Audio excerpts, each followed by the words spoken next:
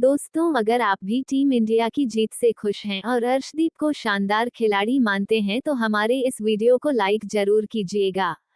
पहले वनडे में team India को अपनी कातिलाना गेंदबाजी और विस्फोटक बल्लेबाजी से अफ्रीका को धूल चटाकर उन्हें कहीं मुंह दिखाने लायक नहीं छोड़ा, तो अब अफ्रीकी कप्तान जो टीम में है भी उनका गुस्सा फूट पड़ा है और उन्होंने टीम इंडिया पर बेईमानी के इल्जाम लगाते हुए जो कह दिया, उनकी बातें सुनकर आप भी रह जाएंगे दंग। तो आखिर क्यों अपनी करारी हार बर्दाश्त नहीं कर पाए बाबू माँ? ऐसा क्या कुछ कहा उन्होंने भारत को विमान बताते हुए? उनका पूरा विवादित बयान तो हम आपको दिखाएंगे, लेकिन उससे पहले आपको क्या लगता है, कौन था टीम इंडिया की जीत का सबसे बड़ा हीरो? अंशदीप, आवेश या फिर साइन सुदर्शन? अपनी राय नीचे कमेंट बॉक्स में जरूर बताइए। दोस्तों, T20 सीरीज बराबरी पर समाप्त होने के बाद वनडे सीरीज के लिए हर कोई बेकरार था। सभी ने सोचा था कि इंडिया और अफ्रीका के बीच जबरदस्त घमासान देखने को मिलेगा। अफ्रीकी टीम तो अपने घर पर इनविंसिबल मानी जाती है। उनकी टीम एक से बढ़कर एक वनडे स्पेशलिस्ट खिलाड़ी थे, लेकिन भारत के युवा टैलेंट किया गया। अफ्रीका के ये बड़े बड़े नाम केवल नाम मात्र के रह गए। अफ्रीकी कप्तान माकरम ने पहले बल्लेबाजी करने का फैसला तो किया, लेकिन उसके बाद केवल हमें औषधि प्रवेश की कातिलाना गेंदबाजी के आगे अफ्रीका की तबाही नजर आई। कैसे अफ्रीका भारत के सामने घुटने टेक गई है, इसका अंदाजा आप इसी से लगा सकते हैं कि रिचा हेंड्रिक्स और राशि वंडर दूसरे को अर्शदीप ने खाता भी खोलने का मौका नहीं दिया। कप्तान माकरम 12 क्लास इन 6 और डेविड मिलर केवल 2 रन बना पाए।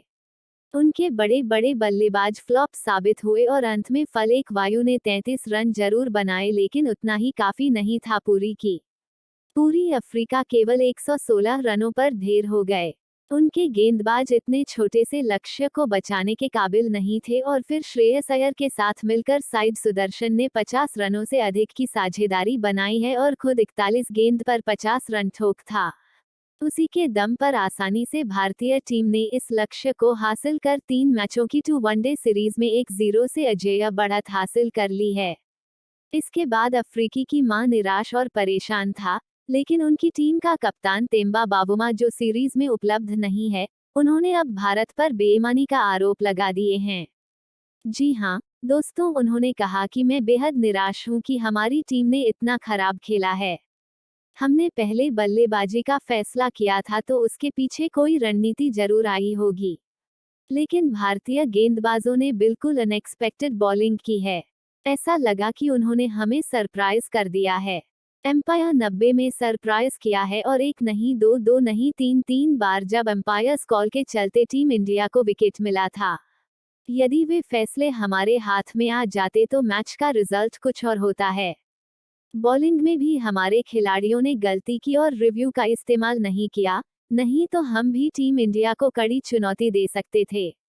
कुल मिलाकर इस मुकाबले में कई ऐसी चीजें हुई जो हमारे हित में नहीं गई, और जब सब कुछ आपके विपरीत होता है तब आप हमारे मैच जीतने का सोच भी नहीं सकते, और यही हुआ, हम अंत में हार गया है तो अब अपनी किस्मत और अंपायर को रहा है। लेकिन अब आपको क्या लगता है, टीम इंडिया के अफ्रीका को 3-0 से क्लीन स्वीप कर पाएगी या फिर नहीं?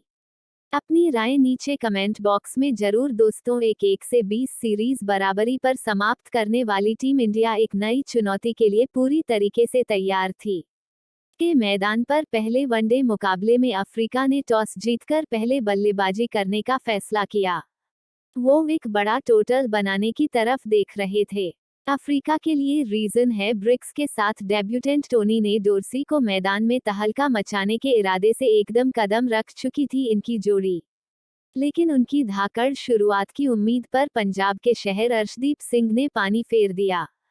पारी का दूसरा ओवर लेकर ही आया हर्षदीप ने कहा दिलाना गेंदबाजी से ऐसा तहलका मचाया कि उनकी लहराती हुई गेंद को बिना खाता खोले पवेलियन का रास्ता दिखाया।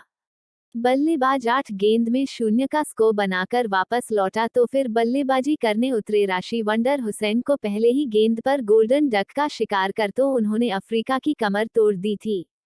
2 गेंद पर अफ्रीका ने अपने 2 बल्लेबाजों को गंवा दिया था। स्कोर बोर्ड में महज 3 रन ही बने थे।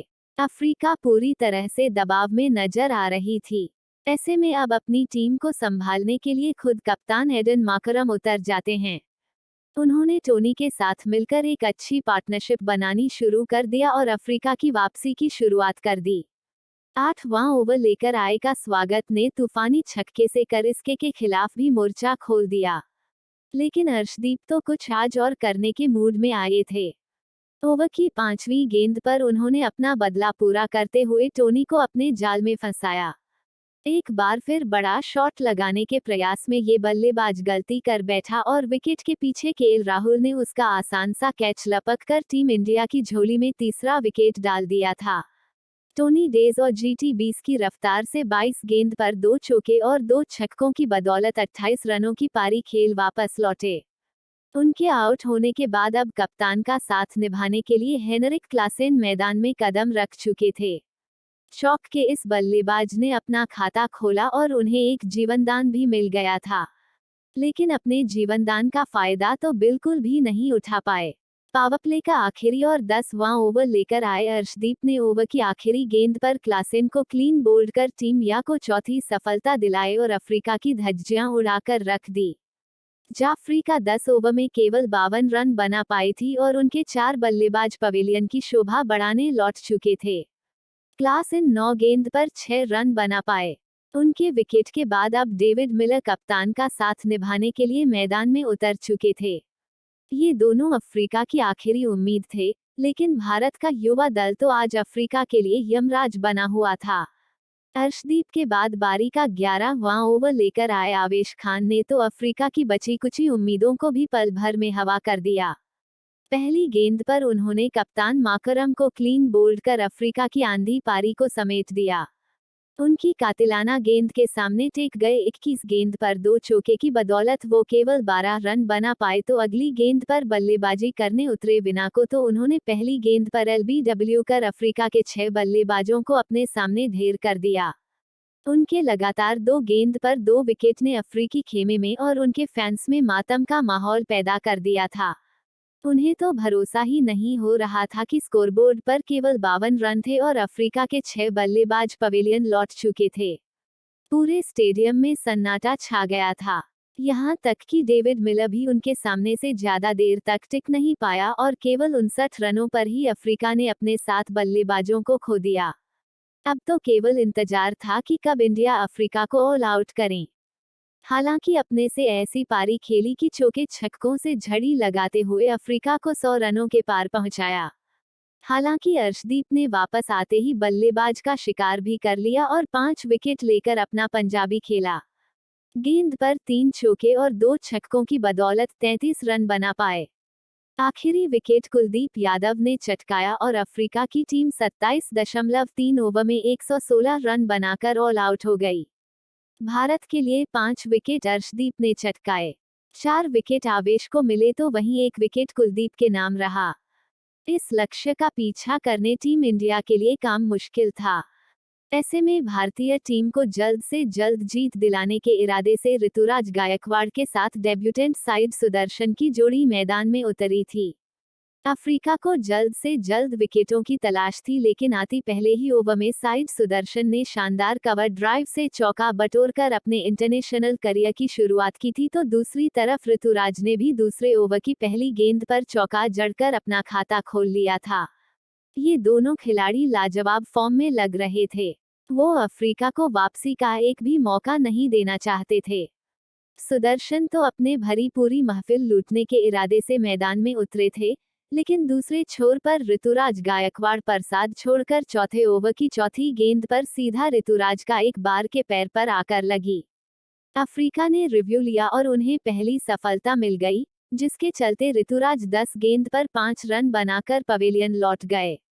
उनके आउट होने के बाद अब मैदान में टीम इंडिया को जीत की दहलीज के बाहर ले जाना आज चुके थे श्रेयस अय्यर, जिन्होंने आदि शानदार ऑन ड्राइव से चौका जड़कर अपना खाता खोला था। उसके बाद तो दोनों बल्लेबाजों ने वनडे गैस महामुकाबले को 20 के अंदाज में बदलना शुरू कर दिया। 8 ओवरों में टीम इंडिया में 44 रन बना लिए थे।